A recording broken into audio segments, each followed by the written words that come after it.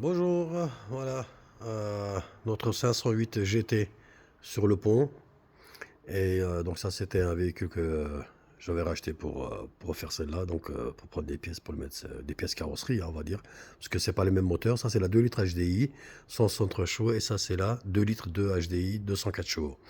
Donc voilà la raison, donc c'était le FAP qui était complètement explosé, donc je vous le montre. J'avais fait une vidéo, hein, donc avant, et donc comme on peut le voir, hein, à l'intérieur complètement détruit, la céramique est complètement fondue. Euh, vous voyez la tôle, elle a complètement, parce que c'est quand même du épais, hein, c'est de l'acier donc, qui font à 1200 degrés. Donc imaginez-vous à quelle température qu'elle est montée le FAP. C'est pour ça qu'on dit, faites attention avec les FAP, ça peut foutre le feu au véhicule. Oui, ça peut foutre le feu au véhicule. Quand on voit 1200 degrés, juste pour vous dire qu'est-ce que ça peut faire, c'est un rouge vif cerise. Donc la température de fusion. Alors imaginez-vous, regardez, oh, ça à l'intérieur, complètement déchiqueté. Elle a complètement explosé avec la pression qu'il y a eu dedans, parce qu'elle est colmatée, hein, donc il n'y a plus d'air où sortir. Donc forcément, elle a gonflé, puis quand l'acier a rougi comme ça, pof, elle a explosé. Donc forcément, hein, c'est pas les mêmes moteurs, donc c'est pas les mêmes trucs de fixation. Donc je vous invite à regarder mon autre vidéo que j'avais faite, une vidéo de 5 minutes.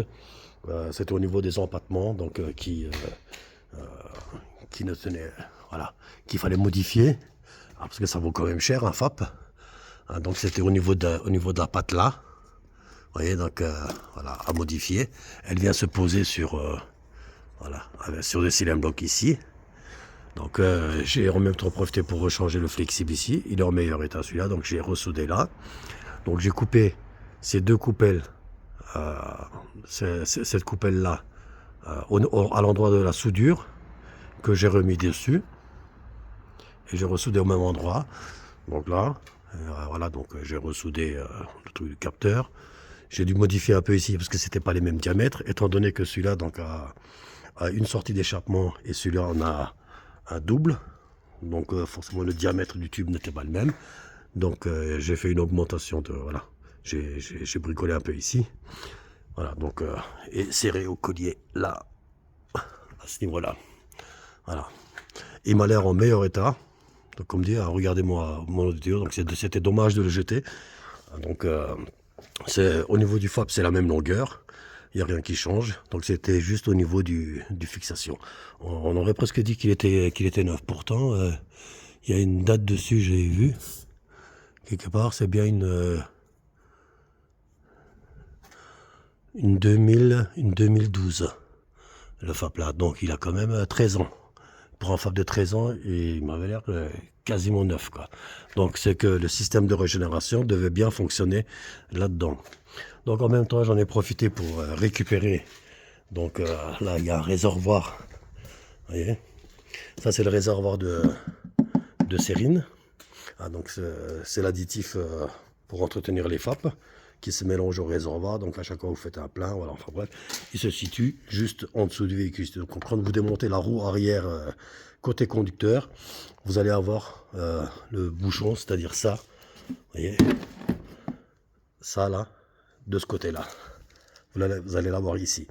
Vous avez juste à appuyer ici, sortir, mettre un tuyau ici et suspendre dans une bouteille. Voilà, vous rachetez votre sérine et remplissez votre réservoir. Donc c'est encore le truc. Alors, ça tient, hein, je veux dire, c'est conçu normalement toute la durée de vie d'un FAP, je sais pas, 10-15 ans. Donc il restait à peu près 2 litres là-dedans. Donc j'ai récupéré les 2 litres là. Alors je vais voir s'il y en a assez dans l'autre. Normalement c'est un réservoir qui prend 5 litres à peu près. Donc je vais en profiter pour le changer également. Hein, donc là il va falloir que je... Allez, vous voyez, il est juste là. Vous voyez la fiche là? Elle est juste ici. Donc voilà, à démonter, à mettre et à suspendre la bouteille. Voilà, alors est-ce que je vais le faire par là? Je vais le faire par... tant qu'à faire, je sais pas, par... ouais. Ouais, je peux le faire par là. Moi, je vais le faire par là. Je vais démonter le cache. Vous avez ce cache là. Hein. Alors, vous avez c'est un clip ici, une vis là, ce clip là à enlever, une vis là-haut, et voilà. Et après vous tirez dessus, vous accédez au bouchon. Donc après, au pire, vous enlevez juste celle-là, vous écartez un peu, la main elle passe assez pour aller déclipser ça là, pour mettre le tuyau. Voilà. Donc maintenant on va mettre un coup de bombe de peinture, parce qu'à l'endroit où on a soudé, ça peut rouiller, et puis forcément, comment dire, si ça rouille, ça va perforer ou casser. Donc ici, moi j'ai une bombe de peinture, voilà, qui contient 99% de cuivre. Donc c'est bien marqué. Lubrifiant à haut rendement pour toutes les surfaces en mouvement exposées à de fortes températures. Voilà. Donc on va lui appliquer cette bombe là.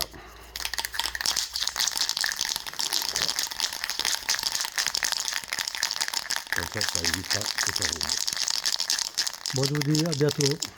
J'espère que ça vous aura plu. Ciao, ciao.